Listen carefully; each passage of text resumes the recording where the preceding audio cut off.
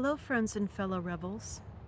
Today, I want to share just a little bit more about coming into Source, standing in your power, standing in the center of self, and learning how to operate from that standpoint whenever there's a crisis or a need to change your actions or a need for discernment to make an important decision.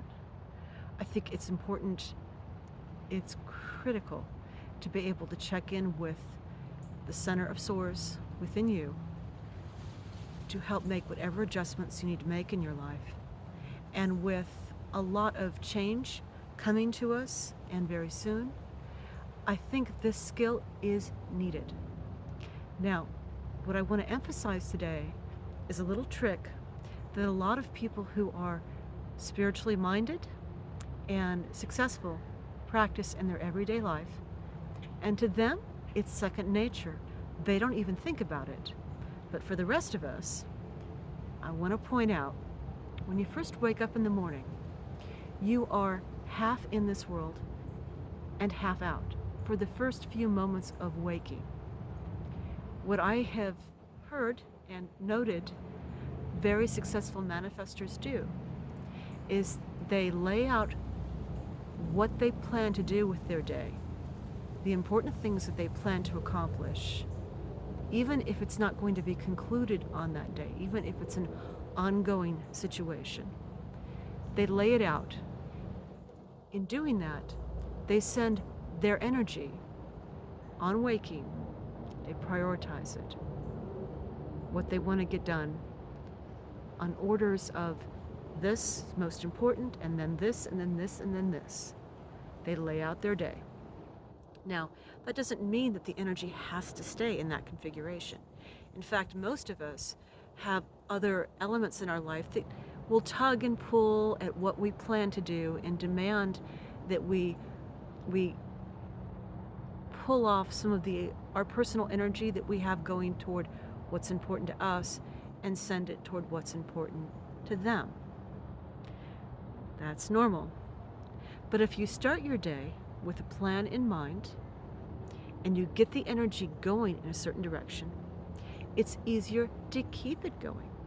So, first thing in the morning, if you aren't the kind of person who takes a few minutes, and it only takes a few minutes, to meditate and to get in touch with the unified field of consciousness of all life that is within that core of Source, in that center of self. If you don't have time for that, at least spend just a minute and prioritize, this is where my day is going to go. This is where my energy is going to go. This is what my day is going to be about. Line it up in your head. Line the energies up.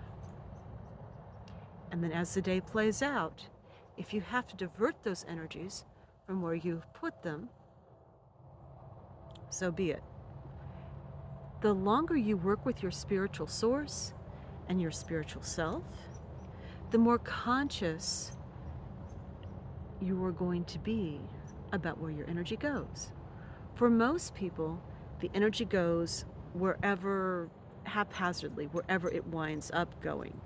For a lot of us, we have habits that get set up early in life, and we don't think about it. We just live. And so our energy goes here or there, or we may have placed it someplace. Like, let's say when you were 3 or 4 years old, you decided that you wanted to make your mother happy. And so you forged this conduit between you and your mother because you love your mother. So there's a connection. Create that connection right there. And that rolling energy pretty much continues for the rest of your life, regardless of what circumstances may change or what priorities you may have and how that might change. That conduit remains just as strong and just as connected, and on and on and on, because you never looked at it and you've never thought to shift or change it. So even when your mother is no longer physically present in this world, you may still have rolling energy going in that direction because you've never thought to shift it and reconfigure it for the current situation that you're in. The one addendum to that is often in emergencies where there's a very dire situation, threat perhaps to life of yourself or a very close loved one. Some of us, most of us, can peel energy off of everything else and put it into that situation right there. The danger of doing that is you might lose a chunk of your soul, a chunk of your spirit, a chunk of your soul in that process. And that's what they call where you have like soul pieces that wind up scattered around a bit. And one of the tasks when you start working with your spirit is to gather those back in. But more on that later. Just for now, I want you to think about first thing in the morning, line up in your head what you hope to accomplish, just the important things, and just throw energy, the energy that while you're still strongly connected to source, through having been on the astral, having been asleep, having been in touch with that to regenerate yourself, because when we sleep, that's when we are more in touch with source, more in touch with the divine energies. So you still have access to it.